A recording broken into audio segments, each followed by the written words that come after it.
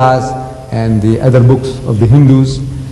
But since now this is really not a problem, like in my country, the Hindus, they don't know anything about the Vedas. If I ask a Hindu whether he has read the Ramayana, he says no. Whether he's read the Bhagavad Gita, he says no. Whether he has seen a Veda, he has no.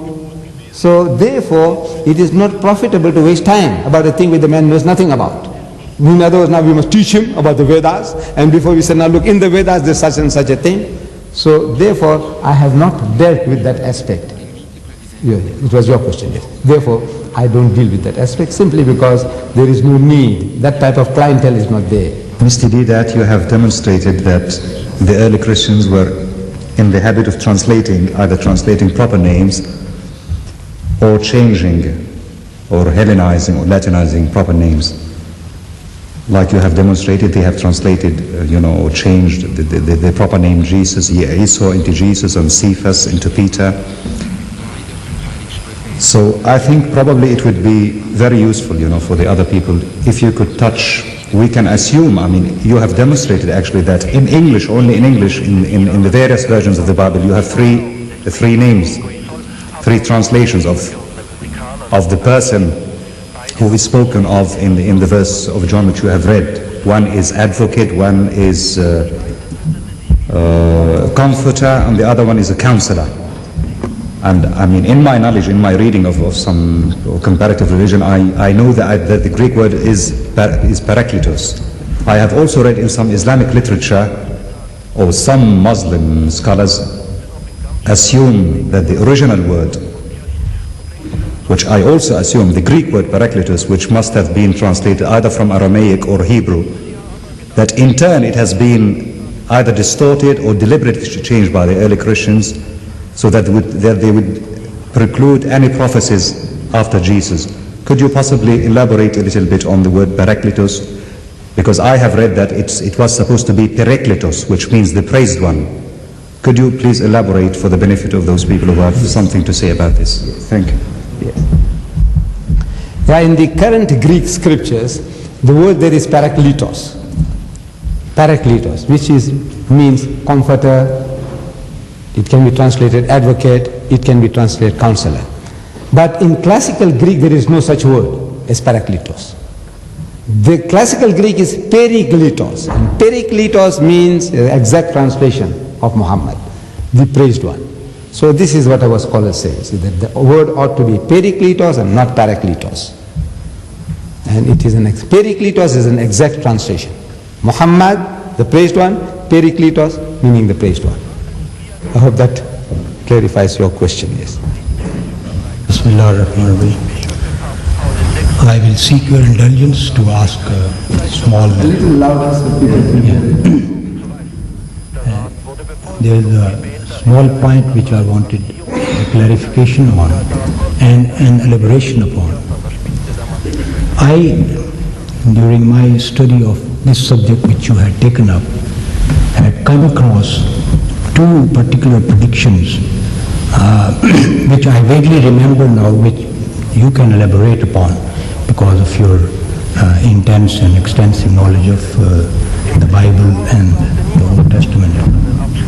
There were two instances wherein the advent of Prophet Muhammad ﷺ is mentioned in either the Old or the New Testament.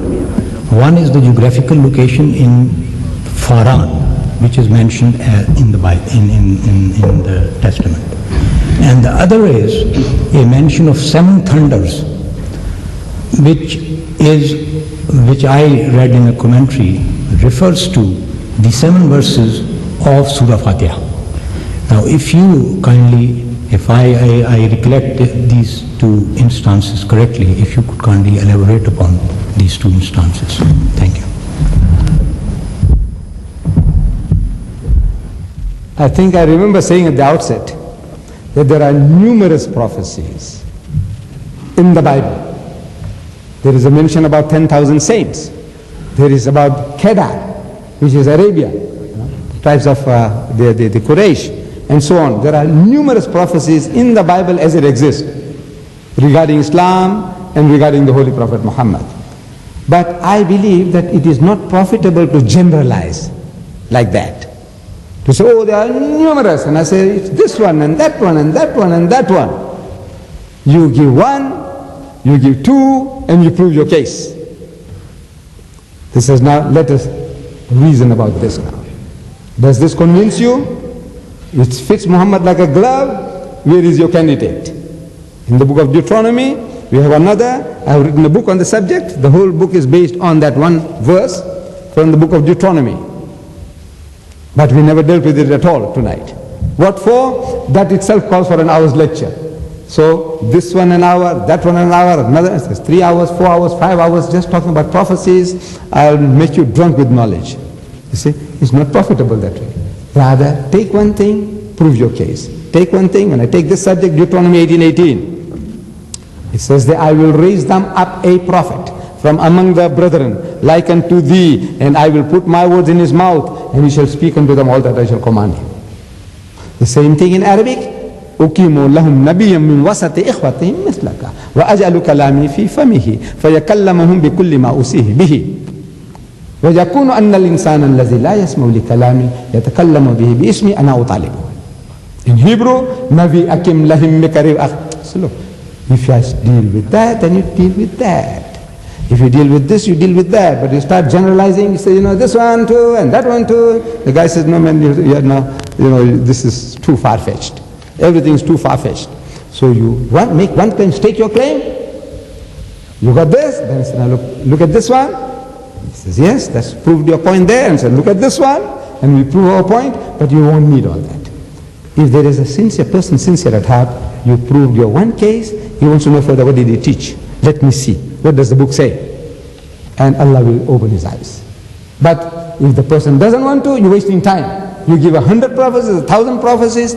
Jesus Christ with 1,000 prophecies to his backing, that the Messiah is coming. The Jews rejected him. 1,000 prophecies and miracle working, giving life to the dead, walking on the water. All. Healing the lepers, the blind. What away? Nothing. See, the thing is now, stake your claim.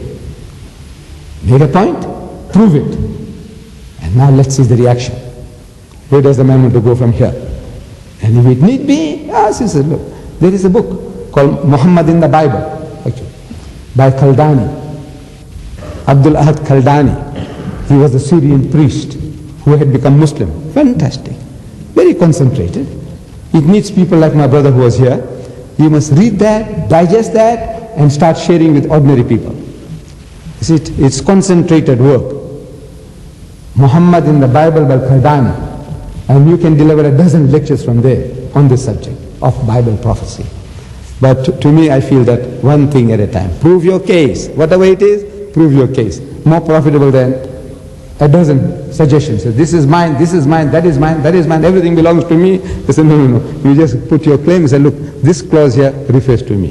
This is my stake. Please, as you said the other night, that there is no an iota of difference between the fundamental teaching of Moses, Jesus, and Muhammad.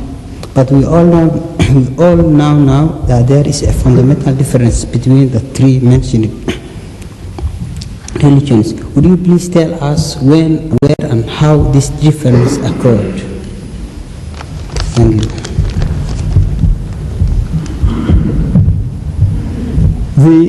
I said there is not an iota. The question was that I had said, I think at the first meeting, that there is not an iota, one jot, one tittle, one dot of difference between the fundamentals of the teachings of Moses, Jesus, and Muhammad. And the brother wants to know that now where, today we know there are differences. Where did the differences arise? Well, with regards to Judaism, the concept of God, except for saying that, they have certain concept which is not coming far enough, but it was given to them according to the background and experience, according to the needs. They are still a monotheistic people. They believe in oneness of God. With regards to the Christians, they have deviated away from the path. You see, Jesus Christ taught the unity of God. He said, Shama Israel Adonai Eloheinu Adonai Echad. Hear, O Israel, the Lord our God, the Lord is one. Finish. He repeated what